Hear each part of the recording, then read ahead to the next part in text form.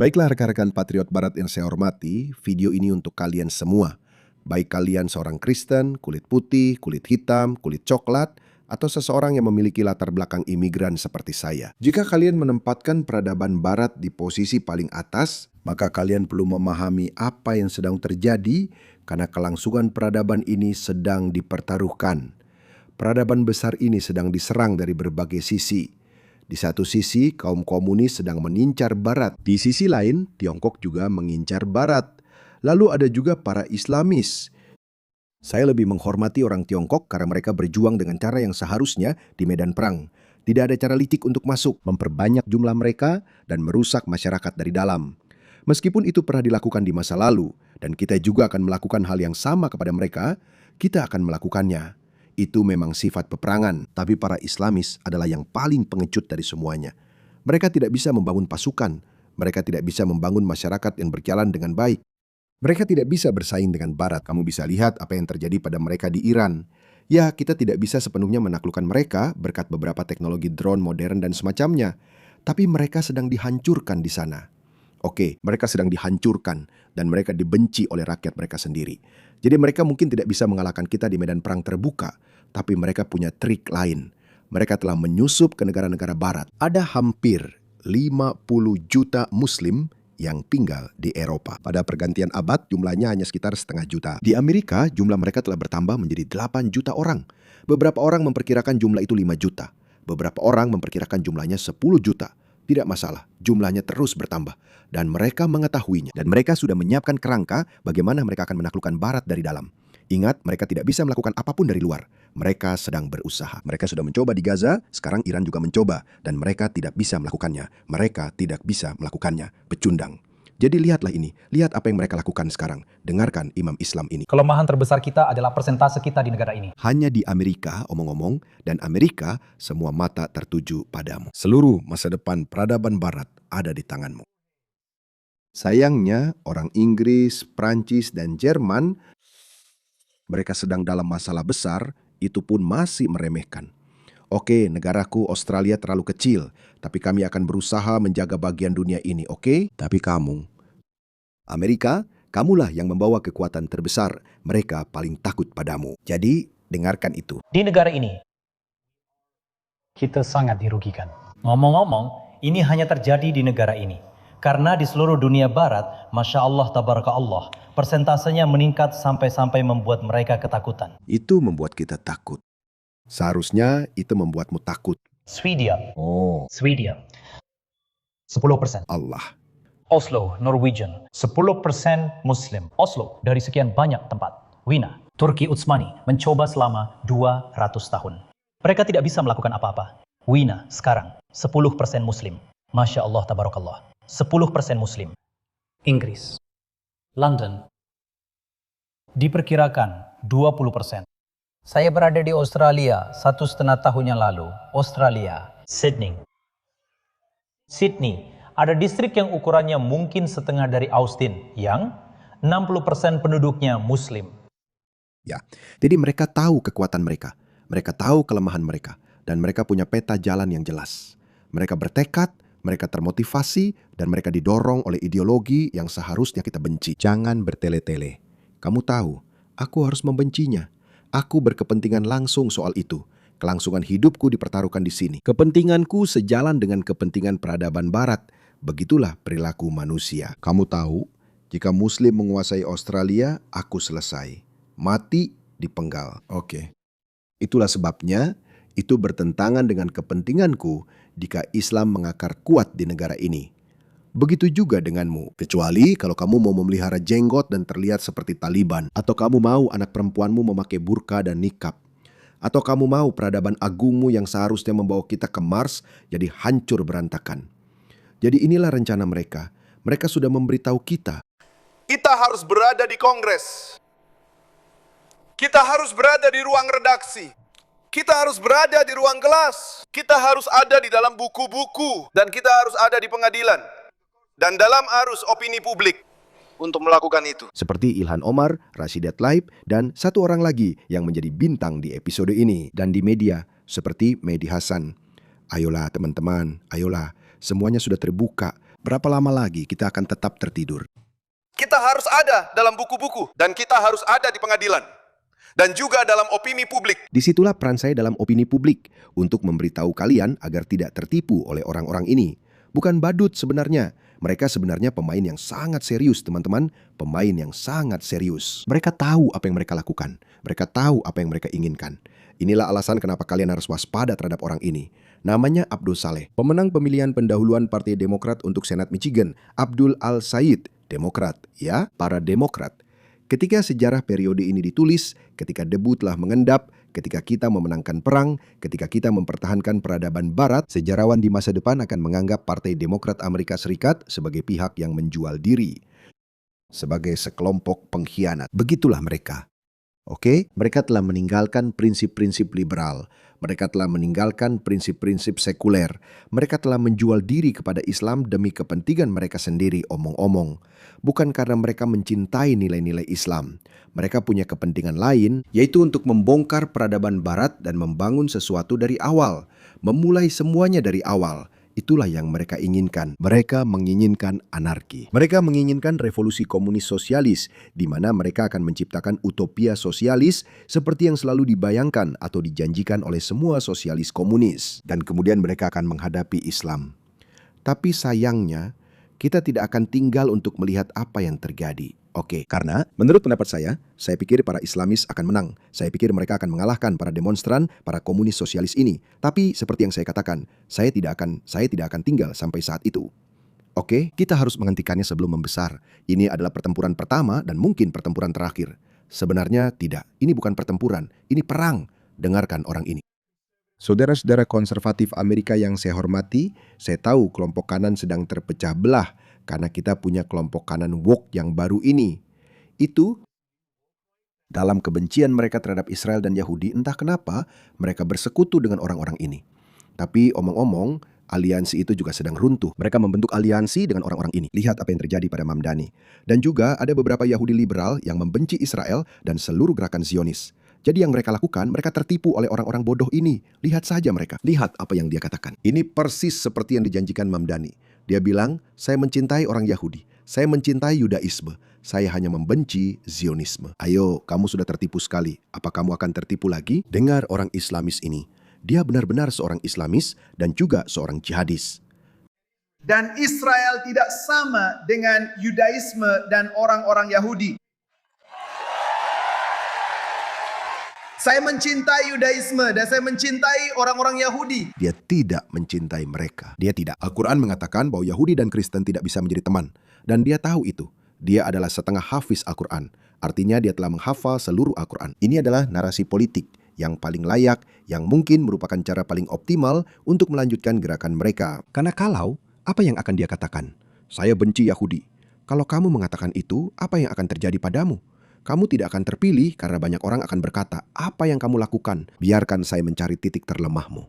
Biarkan saya menyebabkan perpecahan di antara orang Yahudi, yaitu kami membenci Zionis. Karena kami tidak bisa mendukung Zionisme, karena kamu tahu, Muslim harus menguasai Filistin. Muslim harus menguasai Filistin. Jadi mari kita ciptakan perpecahan di antara mereka. Itu akan laku. Dan itu sudah berhasil di masa lalu. Jadi kenapa harus mengubah strateginya? Saya menghormati Yudaisme dan saya menghormati orang-orang Yahudi. Saya mendukung Yudaisme dan saya mendukung orang-orang Yahudi.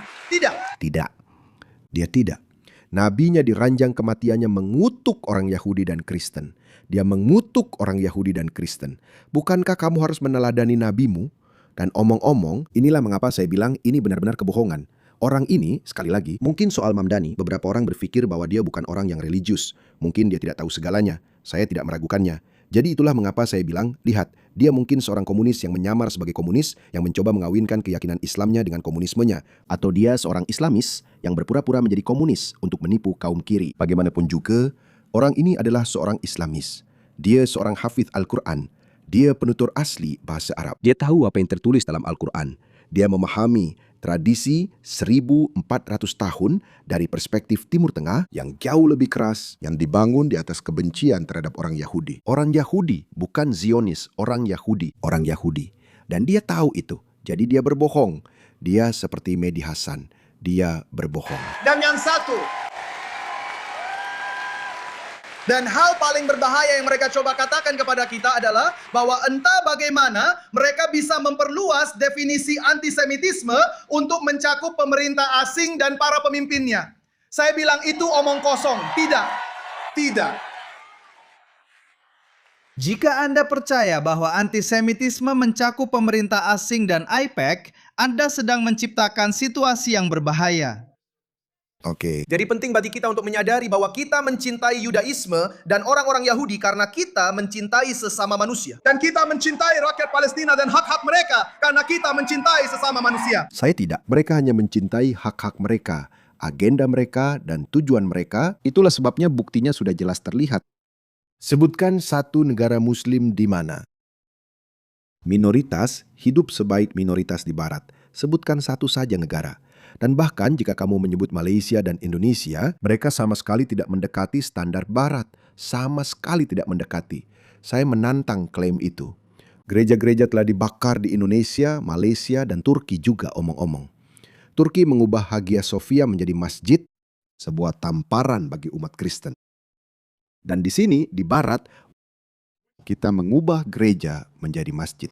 Sebutkan satu saja negara muslim di mana minoritas diperlakukan lebih baik daripada di barat. Tidak ada satupun negara. Itulah sebabnya semua ini, semua aksi pamer kebaikan ini, semua omongan sok suci ini, omong kosong. Ini omong kosong. Mereka membenci Yahudi. Yahudi. Hanya kaum Zionis yang muncul. Apa? 75 tahun yang lalu. Lalu kenapa sejarah Islam penuh dengan penganiayaan terhadap Yahudi? Mereka berbohong. Jangan tertipu. Jangan tertipu.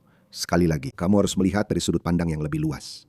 Lihatlah melampaui perspektifmu saat ini. Apa yang sudah kamu lihat di jalan, apa yang kamu lihat di berita, lihatlah dari sudut pandang yang lebih luas. Apa yang saya putarkan untukmu di awal, mereka punya rencana, mereka punya agenda.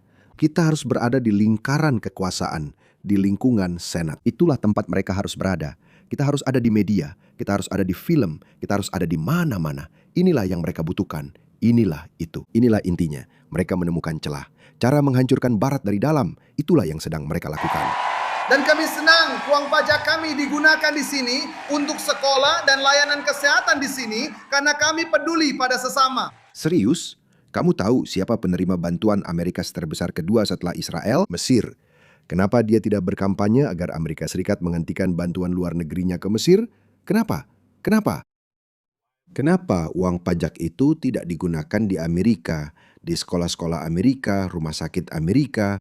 Dia tidak peduli dengan Amerika atau rumah sakitnya. Tidak peduli. Ini hanyalah cara untuk merugikan Israel demi agenda Islamnya. Kamu tidak bisa mengklaim bahwa hak asasi manusia berakhir di perbatasan. Kamu tidak bisa mengaku ingin berinvestasi pada anak-anak kita ketika kamu mengirim uang kita ke luar negeri untuk membunuh anak-anak orang lain. Kamu tidak bisa mengklaim itu. Tidak, sebenarnya ya, tidak. Begitulah cara peradaban bekerja. Negara adidaya demi mempertahankan tatanan dunia yang menguntungkan Barat dan Amerika. Dan Amerika tidak. Amerika tidak bisa disalahkan karena menjaga kepentingannya sendiri. Dan ketika Anda memiliki kepentingan tertentu, Anda memiliki sekutu karena adanya nilai dan kepentingan bersama yang saling menguntungkan. Jadi, kepentingan Amerika adalah memastikan Israel tidak dimusnahkan oleh kalian para barbar. Itulah sebabnya Amerika memberikan uang kepada Israel. Itu demi kepentingan Amerika. Dan jika anak-anak kalian mati, maka kita harus melihatnya. Mengapa hal itu terjadi? Mungkin Anda melewatkan fakta penting di sini. Kalian memulai perang. Orang-orang kalian yang memulai perang dan kalian kalah. Tahukah kalian apa? Ketika kalian membuat keputusan militer yang buruk, maka kalian tidak berhak berlagak jadi korban ketika konsekuensi dari tindakan kalian datang tanpa ampun. Apa yang terjadi sekarang di Gaza adalah konsekuensi dari tindakan kalian, dari keputusan kalian. Tapi saya belum selesai. Jadi kalian tahu bagaimana orang ini menjilat orang Yahudi dan dia mencoba formula lama yang sudah terbukti. Yang mana seperti yang saya bilang, kalau tidak rusak jangan diperbaiki. Tapi biar saya tunjukkan wajah asli Islam dan Muslim. Lihat ini. Dia adalah seorang aktivis Palestina terkenal, Dr. Rahmi Aladwan, seorang dokter Muslim yang berbasis di Inggris yang izinnya telah dicabut karena sikap antisemitismenya. Bahkan pemerintah Inggris yang sangat liberal pun berpikir, oke, tenang dulu. Jadi Muslim harus berhenti menyatakan cinta atau kedekatan dengan Yudaisme. Itu memalukan dan salah. Itu benar teman-teman, itu benar. Dia tahu itu. Dia tahu itu. Dan kamu bilang padaku, orang ini, yang merupakan anak dari seorang anggota Ikhwanul Muslimin, tidak tahu soal ini, yang telah menghafal Al-Quran di luar kepala. Dia tidak tahu soal ini. Dia tahu ini, dia tahu ini. Kita lebih berhak atas Nabi Musa. Semoga damai tercurah kepadanya. Ya, versi Musa mereka berbeda dengan versi kamu. Beberapa bagian telah diambil, tapi detailnya tidak relevan. Kami menghormati Taurat yang asli, tapi Taurat kalian itu palsu. Kamu tahu apa? Itu penghujatan, bukan? Ketika kami mengatakan sesuatu tentang Quran kalian, orang-orang ini langsung jadi seperti manusia gua. Mereka langsung, aku ingin membunuhmu. Kamu melakukan ini pada Quranku. Tapi mereka menghina Taurat, Alkitab. Mereka menghina itu setiap hari. Mereka bilang itu palsu, itu dibuat-buat, itu tidak nyata. Tapi kami tetap sepenuhnya menolak secara teologis terhadap Yudaisme sebagai keyakinan yang telah diubah dan dibatalkan. Kami tidak mencintai agama mereka. Tetapi iman kami memerintahkan kami untuk memperlakukan mereka dengan keadilan mutlak yang tak tergoyahkan, yaitu hidup di bawah kekuasaan kami. Itulah yang mereka maksud dengan keadilan yang tak tergoyahkan. Hidup di bawah kekuasaan kami. Itulah yang persis dilakukan oleh Muslim selama 1400 tahun, sejak tahun 634 Masehi. Saat itulah mereka menaklukkan wilayah yang sekarang menjadi Israel. Kamu lihat kenapa konflik ini muncul? Konflik ini muncul karena narasi mereka punya banyak celah. Para politisi Muslim berada di posisi yang sulit di sini. Mereka harus berbicara seperti ini. Mereka harus melakukannya.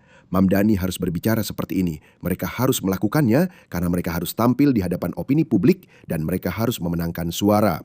Dan untuk melakukan itu, mereka harus berbohong. Dan kenapa mereka berbohong? Lihat ini. Sebenarnya teman-teman, semuanya ada cuplikannya. Dengarkan ini, jangan percaya pada saya. Lihat ini. Benar, dua cendekiawan Muslim paling terkemuka di dunia barat ada di sini, memberitahu kalian apa yang dilakukan orang ini.